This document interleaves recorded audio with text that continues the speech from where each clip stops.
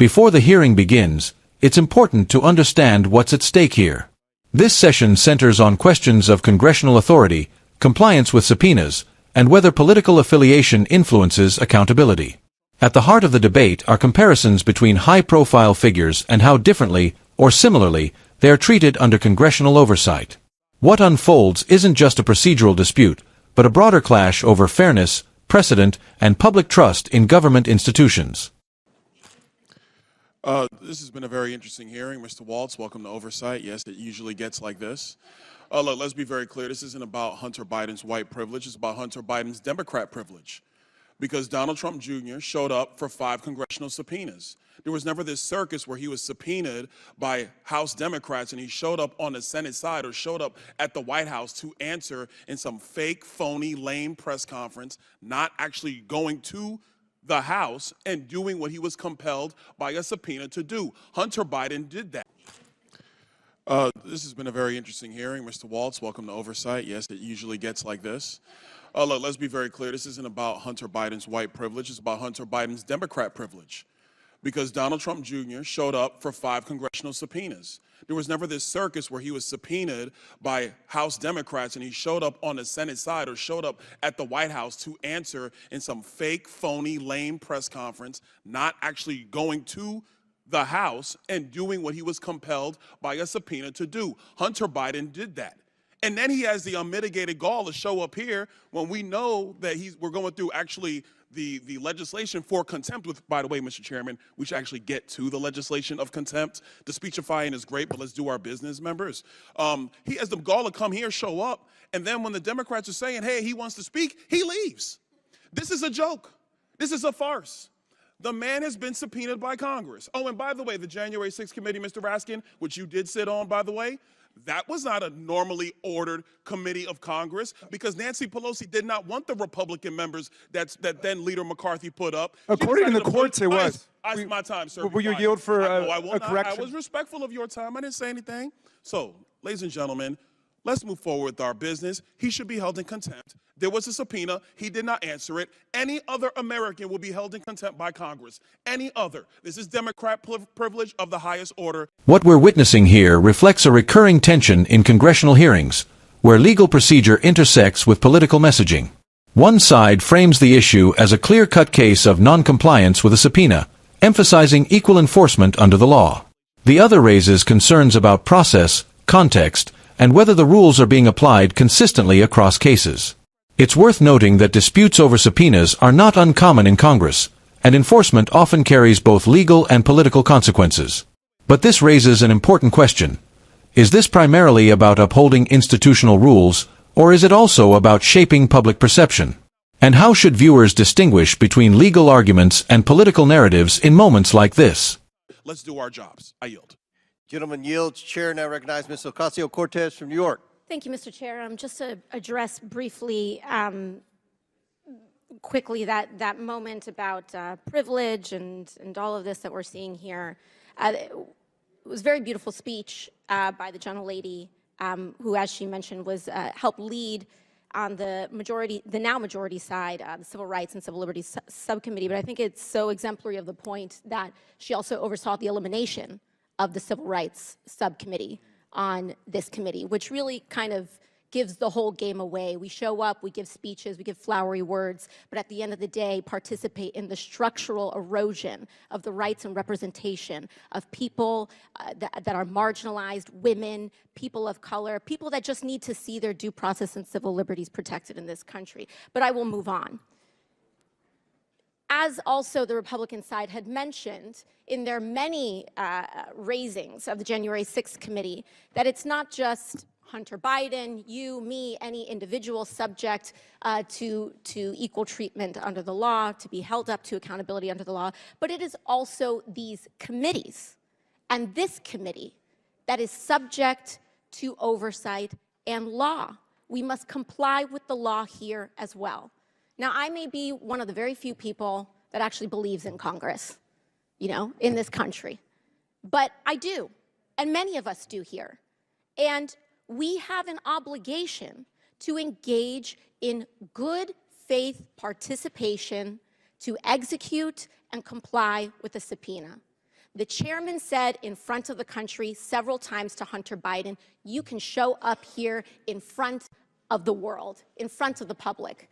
Hunter Biden took him up on that offer. He said, I will show up in public. I will show up in public. He showed up here today. He showed up here in the past.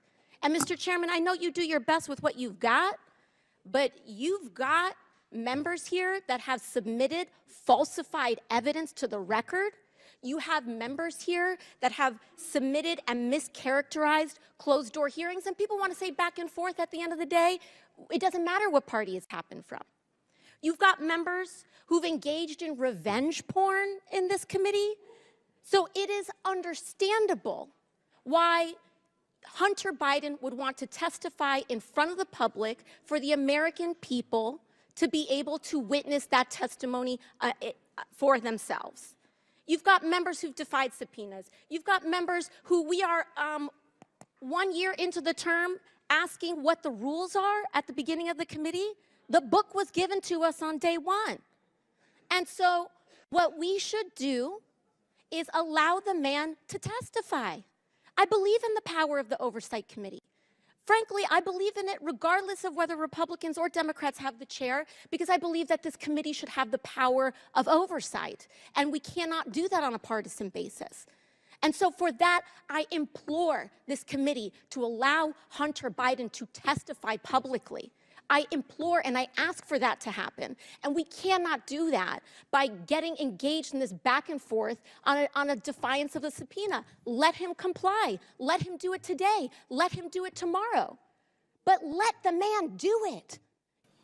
Thank you, Mr. Chairman. A couple of things. First, it was said in this hearing, Mr. Chairman, about you specifically, that you repeatedly said you would give Mr. Biden any opportunity. He could choose which one to come and speak in front of this committee. He could do it by deposition. He could do it by open hearing. It was up to him. The truth of the matter, though, is, members, is that the chairman's words are not binding. Like, no other member's words of Congress are really not binding. The binding article. Point of order. Does the chairman agree with that? Point of order. Does the chairman agree? Are you going to restore my time? Point of order. Just point of order. Okay. Does the chairman agree that the chairman's words are not binding on the committee? That's not a point of order. It has nothing to do with the order of this hearing. Thank you. Can I go back to 4 minutes and 34 seconds? That's where I was before I was interrupted by Mr. Raskin. Yes, reset the clock. Thank you. Thank you. What is binding is the actual written document, the written language in the subpoena, because a subpoena from this committee is also signed off on by the clerk of the House. That is the binding document that matters here. That is what governs. That's number one. Number two, that was said in this hearing. It was said that our witnesses said that there was no basis for an impeachment. But remember, members on the Democrat side of the aisle, what was said by Mr. Turley at the time was that there was plenty of evidence for the continuation of an impeachment inquiry. And the purpose of that hearing was the relevance basis for an impeachment inquiry. The House has now voted for an impeachment inquiry. And one of the first things that the House did after the vote of an impeachment inquiry was to subpoena Hunter Biden to appear. Hunter Biden has evaded that subpoena. So flagrantly did he evade it that he decided to show up at the Senate side to give a press conference, and Eric Swalwell, a member of the House, helped him get that time on the Senate side to give a press conference. That's a flagrant violation of a congressional subpoena. Secondarily, he has the gall to show up here when we're actually discussing contempt. And he didn't stay. He was sitting right over there. He's not here now. He said he wants to talk. He could have stayed through the whole proceeding. He chose to leave. That's his business. But he was subpoenaed to come here. Back in December, he chose not to of his own volition. He's in violation of that subpoena, a subpoena that was executed with the signature of the clerk of the House of Representatives. That is the document that is binding. That's what we work off of. Mr. Chairman, I actually want to submit for the record an article from The Hill written by Jonathan Turley, and it is titled Eric Swalwell and the Politics of Contempt. Without objection, so ordered. Thank you. I'm glad something got admitted to the record. Last, a couple other points. One quick point I want to make, and this is in reference to the minority's report about this $7.8 million. I want the minority to understand one very important distinction between Presidents Biden and President Trump. President Trump has an international real estate portfolio that he has amassed over decades. I'm quite sure if you go back through all of the hotel receipts before he was president of the United States, that you had foreign dignitaries staying at Trump hotels all across the world. Will the gentleman yield? I'm not going to yield, Mr. Raskin. I'm making a point because they're actually very nice hotels. They look good. People like staying there. President Trump was not running the Trump Organization when he was president of the United States. To my recollection, Eric Trump, the president's son, was actually running the Trump Organization when President Trump was president of the United States. So if he had a portfolio of hotels and people choose, through Expedia, through Kayak, through Hotels.com, if they choose to go and stay there, how is that the president being in violation of what the emoluments clause? Is that what you're citing? Stop. Ladies and gentlemen, America, this is ridiculous. The Biden family has no business. They've never had a business except for politics. And the one thing that the Oversight Committee, in conjunction with the Ways and Means Committee and in conjunction with the Judiciary Committee, has always been able to demonstrate is that they shook down foreign nations for millions, 26 million at the latest count and growing, millions. And there was never any business entity involved except public corruption and a pay-for-play scheme. We have questions for Hunter Biden. We issued a subpoena for him to answer said questions. He ignored a congressional subpoena as a private citizen. There are many attorneys on the... As this hearing concludes, it highlights how congressional oversight can quickly evolve into a highly charged political arena. Competing claims about compliance, fairness, and credibility reveal deeper divisions, not just between parties, but in how facts are interpreted and presented to the public. For viewers, the challenge is to look beyond rhetoric and focus on verifiable information, procedural rules, and the broader implications for accountability in government. Moments like these shape public confidence in democratic institutions, making it essential to engage critically and thoughtfully. What's your perspective? Was this a matter of enforcing the law, or an example of political theater?